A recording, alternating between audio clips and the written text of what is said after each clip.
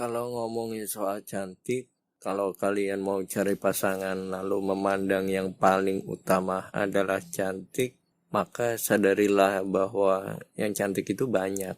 Yang gak cantik juga bisa berubah jadi cantik kalau kamu mampu untuk membiayai perawatannya.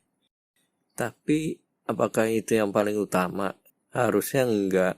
Bahkan apakah itu suatu keharusan kamu untuk memilih pasangan hidup? Tentu tidak. Dan juga sebaliknya bagi kamu yang perempuan. Jangan orientasinya hanya memilih yang ganteng, tinggi, dan lain-lain. Karena begini, kalau nyari yang cantik, maka nggak akan ada habisnya. Betapa banyak kita lihat pasangan suami istri. Suaminya tampan, istrinya cantik, tapi akhirnya berpisah karena orang ketiga.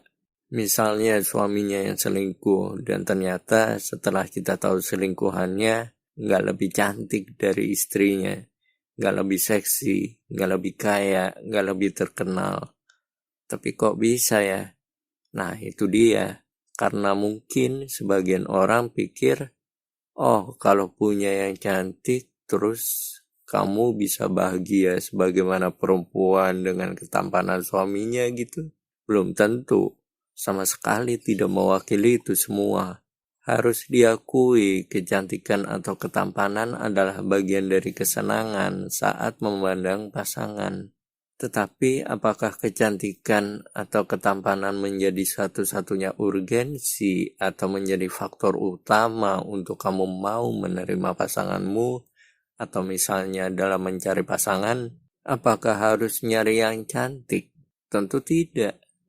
Kalaulah memang yang cantik atau tampan adalah yang terbaik untuk dipilih menjadi pasangan hidup, lalu bagaimana kesudahan orang yang akhirnya berpisah padahal suaminya tampan, istrinya cantik?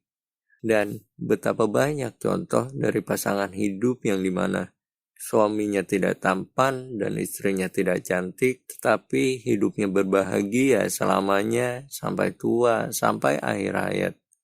Bukankah itu sudah cukup bukti bahwa faktor utama untuk menentukan pasangan hidup itu nggak harus cantik, nggak harus tampan, bahkan mapan?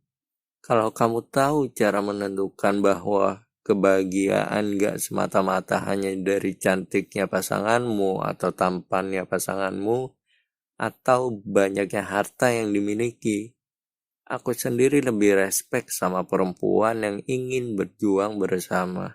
Jadi jangan sampai kamu menstandarkan sumber kebahagiaanmu yang ada pada pasangan hidupmu itu hanya dari kecantikannya aja. Karena kecantikan bisa memudar. Apalagi kalau kamu nggak punya cukup uang untuk mengawetkan kecantikan istrimu. Mau kamu tampan atau enggak, mau kamu mapan atau enggak, tapi maunya cari yang cantik atau tampan itu hakmu. Tapi aku mau kasih tahu, jika kamu gak cukup mampu merawat kecantikannya nanti di kemudian hari karena banyaknya kebutuhan rumah tangga, maka jangan muluk-muluk cari pasangan hidup. Yang ada kamu akan stres saat kamu melihat istri gua cantik sebelum nikah, kok setelah nikah, apalagi setelah punya anak, malah gak cantik. Dan istrimu akan stres nantinya karena merasa udah gak cantik lagi. Merasa suaminya udah gak berhasrat lagi karena merasa udah gak cantik.